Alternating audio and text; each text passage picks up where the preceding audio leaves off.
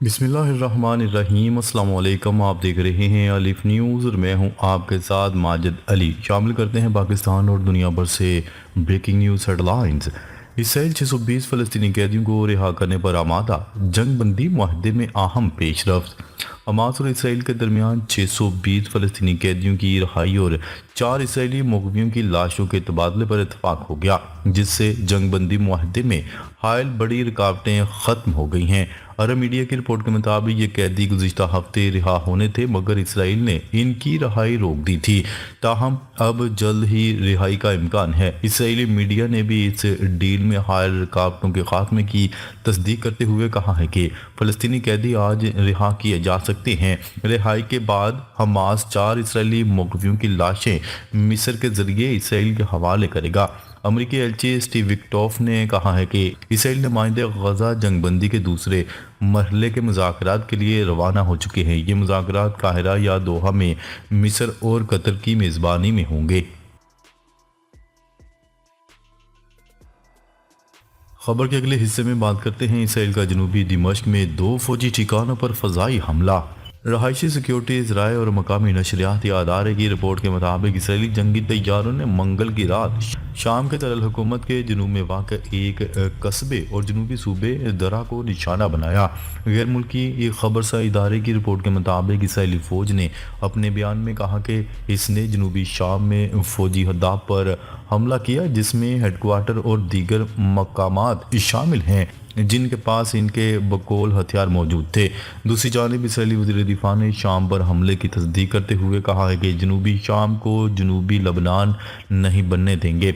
इससे कबल इसराइली वज़ीर आज़म नेतन्याहू एतवार के रोज़ कह चुके हैं कि इसराइल जनूबी शाम में HTS की मौजूदगी को हरगिज़ बर्दाश्त नहीं करेगा। खबर के अगले हिस्से में बात करते हैं यूक्रेनी सदर मेरे साथ हैं। यूक्रेनी सदर मेरे साथ मादनियात की डील करना चाहते हैं डोनाल्ड ट्रंप। अमेरिकी सदर डोनाल्ड ट्रंप ने कहा है कि यूक्रेनी सदर व्लादिमीर ज़ेलेंस्की मेरे साथ मादनियात की डील करना चाहते हैं। अमेरिकी सदर ने कहा कि यूक्रेन में अमन दस्तों की जरूरत पड़ेगी। सुना है यूक्रेनी सदर जुमे को अमेरिका का दौरा करना चाहते हैं। गैर मुल्की खबरसां एजेंसी की रिपोर्ट के मुताबिक यूरोप अमेरिकी अदारों को सजा देने के लिए डिजिटल टैक्स का इस्तेमाल कर रहा है। क्या रहे कि सलामती कौंसिल ने रूस मुखालिफ तमाम यूरोपीय तरामीम मुस्तरद करते हुए यूक्रेन से मुतल्लिक अमरीकी करारदाद मंजूर कर ली। अक़वाम मुत्तहिदा में यूक्रेन यूरोपीय यूनियन की मुश्तरका करारदाद और अमरीका की अलग करारदाद पर वोटिंग हुई। खबर के अगले हिस्से में बात करते हैं यूक्रेन के बाद रूस की भी अमेरिका को नायाब मादनियात फरोख्त करने की पेशकश। यूक्रेन के बाद रूस ने भी अमेरिका को अपनी मादनियात फरोख्त करने का लालच दे दिया। रूसी सदर व्लादिमीर पुतिन ने रूस की ज़मीन की नायाब मादनियात अमेरिकी कंपनीज को फरोख्त करने की पेशकश कर दी। उन्होंने कहा, हमारे पास मौजूद वसाइल यूक्रेन से कहीं ज़्यादा है, हम अमेरिका के साथ काम करने के लिए तैयार हैं। रूस दोबारा अमेरिका को एलुमिनियम फरोख्त करने का अमल शुरू कर सकता है। नायाब मादनियात तवानाई पर अमेरिका से इक़्तिसादी ताउन कर सकते हैं। अमेरिका यूक्रेन मादनी मुआहदे से हमारा कोई लेना देना नहीं। डोनाल्ड ट्रंप का मौक़िफ़ रूस के मफादात में नहीं बल्कि यूक्रेन के मफाद में है। यूक्रेन से मुतल्लिक मुज़ाकरात में यूरोपीय यूनियन की शिरकत में बज़ाहिर हर्ज नहीं। खबर के अगले हिस्से में बात करते हैं ईरान का अमेरिका से जोहरी मुज़ाकरात से इनकार, नई अमेरिकी पाबंदियां मुस्तरद। ईरान के वज़ीर ख़ारजा अब्बास अराग़ची ने अमेरिका के साथ बराह रास्त जोहरी मुज़ाकरात के इम्कान को मुस्तरद कर दिया और कहा कि जब तक वाशिंगटन ज़्यादा से ज़्यादा दबाव की पॉलिसी पर अमल पैरा है, मुज़ाकरात मुमकिन नहीं। अमेरिका ने ईरान पर नई पाबंदियां आयद कर दी हैं, जिनमें 30 से ज़ायद बहरी जहाज़ों और ईरानी कौमी आयल कंपनियों के सरबराह पर पाबंदियां शामिल हैं। अब्बास अराग़ची ने तेहरान में रूसी वज़ीर ख़ारजा सरगई लारूफ के साथ मुश्तरका प्रेस कॉन्फ्रेंस में कहा कि ईरान दबाव, धमकी या पाबंदियों के तहत कोई मुज़ाकरात नहीं करेगा। ईरान ने जर्मनी, फ्रांस और बरतानिया के साथ नए मुज़ाकरात का आगाज़ किया है और रूस और चीन के साथ करीबी ताउन जारी रखने का ऐलान किया है। روسی وزیر خارجہ سرگئی لاروف نے تہران کا دورہ کیا اور اقتصادی، علاقائی اور 2015 کے جوہری معاہدے پر تبادلہ خیال کیا۔ ایران اور روس نے شام کے حوالے سے بھی قریبی موقف اختیار کیا اور شام کی خود مختاری اور استحکام کی حمایت کا اعلان کیا۔ دونوں ممالک یوکرین جنگ کے باعث مغربی پابندیوں کی زد میں ہیں، جس کے بعد باہمی تعاون میں اضافہ دیکھا جا رہا ہے۔ خبر کے اگلے حصے میں بات کرتے ہیں۔ بنگلہ دیش کے آرمی چیف نے خبردار کر دیا، اندرونی لڑائی سے ملک خطرے میں پڑ سکتا ہے۔ بنگلہ دیش کے آرمی چیف جنرل وقار الزمان نے ملک میں بگڑتی ہوئی امن و امان کی صورتحال پر تشویش کا اظہار کرتے ہوئے خبردار کیا کہ اندرونی اختلافات ملک کی خود مختاری کے لیے خطرہ بن سکتے ہیں۔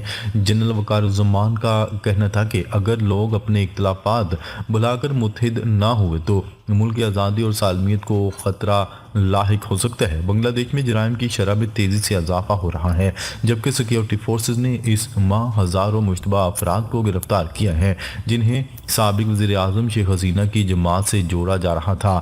گزشتہ ہفتے یونیورسٹی کیمپس میں حریف طلبہ گروپوں کے درمیان تصادم ہوا، جو حکومت مخالف تحریک میں شامل طلبہ کے درمیان پھوٹ کا اشارہ ہے۔ بنگلہ دیش میں آپریشن ڈیول ہنٹ کے دوران اب تک 8600 سے زائد افراد کو گرفتار کیا جا چکا ہے۔ جنرل وقار الزمان نے ایک تقریب میں خطاب کرتے ہوئے کہا، اگر ہم خود ہی انتشار پیدا کرتے رہیں گے تو حالات مزید بگڑ جائیں گے اور ملک غیر مستحکم ہو جائے گا۔ انہوں نے مزید کہا، جن لوگوں پر جبری گمشدگی، قتل اور تشدد کے الزامات ہیں، ان کے خلاف تحقیقات ضروری ہیں۔ اگر سزا نہ دی گئی تو ہم اس دائرے میں پھنسے رہیں گے۔ شیخ حسینہ کی حکومت کے خاتمے کے بعد جنرل وقار الزمان نے نوبل انعام یافتہ پروفیسر محمد یونس کی عبوری حکومت کی حمایت کی۔ یونس کا کہنا تھا کہ بنگلہ دیش میں جمہوری اصلاحات لانے اور 2025 کے آخر یا 2026 کے اوائل میں عام انتخابات کروانے کا منصوبہ ہے، جبکہ آرمی چیف نے واضح کیا ہے کہ ہمارا مقصد ملک میں استحکام لانا ہے، اس کے بعد فوج بیرکوں میں واپس چلی جائے گی۔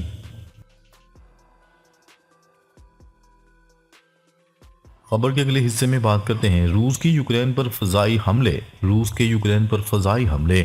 یوکرینی فوج نے کہا ہے کہ روس کی فوج کے یوکرین پر تازہ فضائی حملے کے نتیجے میں ایک شہری ہلاک جبکہ خواتین سمیت 5 افراد شدید زخمی ہو گئے۔ بین الاقوامی خبرسا ادارے کی رپورٹ کے مطابق کراماٹورسک اس شہر میں روسی فوجی حملے سے ایک ہی شہری ہلاک اور ایک زخمی ہو گیا۔ دارالحکومت کیف ریجن سمیت دیگر علاقوں میں روسی فضائی حملوں سے 2 خواتین سمیت 4 شہری زخمی ہوئے۔ یوکرینی فوج نے روس کی جانب سے یوکرین پر 7 میزائل اور 213 ڈرون داغنے کا الزام بھی عائد کیا ہے۔ روس کے 6 میزائل اور 133 ڈرون مار گرانے اور دیگر میزائل اور ڈرونز ٹارگٹ تک نہیں پہنچ پائے۔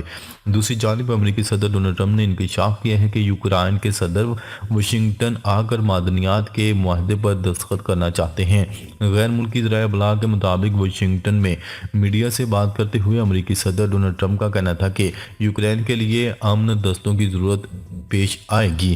امریکی صدر نے کہا کہ یورپ امریکی کاروباری اداروں کو سزا دینے کے لیے ڈیجیٹل ٹیکس استعمال کرتے ہیں۔ ٹیکس ڈونلڈ ٹرمپ نے امریکہ میں تانبے کی درآمدات پر نئے ٹیکس کی تحقیقات کا حکم بھی جاری کر دیا ہے۔ امریکی میڈیا کا کہنا ہے کہ ڈونلڈ ٹرمپ نے ہیلتھ کیئر اخراجات میں شفافیت کے حکم نامے سمیت کئی دیگر معاہدوں پر دستخط کر دیے ہیں۔ خبر کے اگلے حصے میں بات کرتے ہیں۔ ڈونلڈ ٹرمپ کا غیر قانونی مقیم تارکین وطن کے لیے رجسٹری بنانے کا ارادہ۔ نیوز رپورٹ کے مطابق ڈونلڈ ٹرمپ امریکہ میں غیر قانونی مقیم تارکین وطن کے لیے رجسٹری بنانے کا ارادہ رکھتے ہیں۔ امریکی اخبار کی رپورٹ کے مطابق رجسٹری تارکین وطن کو اپنی ذاتی معلومات جمع کروانے یا جرمانے اور قید کی سزا کے لیے ہوگی۔ محکمہ ہوم لینڈ سیکیورٹی کے بیان کے مطابق 14 سال اور اس سے زائد عمر کے تمام غیر قانونی تارکین وطن کو اپنی رجسٹری کروانا ہوگی۔ امریکی اخبار کی رپورٹ کے مطابق رجسٹری تارکین وطن کو اپنی ذاتی معلومات جمع کروانے یا جرمانے اور قید کی سزا کے لیے ہوگی۔ واضح رہے، ڈونلڈ ٹرمپ کی جانب سے سخت اقدامات کے تحت غیر قانونی تارکین وطن کے خلاف کریک ڈاؤن کا سلسلہ جاری ہے۔ اس وقت امریکہ میں تقریباً 1,70,000 سے زائد غیر قانونی تارکین وطن مقیم ہیں، جن میں سب سے زیادہ ٹیکساس اور کیلیفورنیا میں آباد ہیں۔ ناظرین، اب تک کے لیے اتنا ہی۔ مزید خبریں لے کر بہت جلد آپ کی خدمت میں حاضر ہوں گے۔ تب تک کے لیے اپنا خیال رکھیے گا۔ اللہ نگہبان۔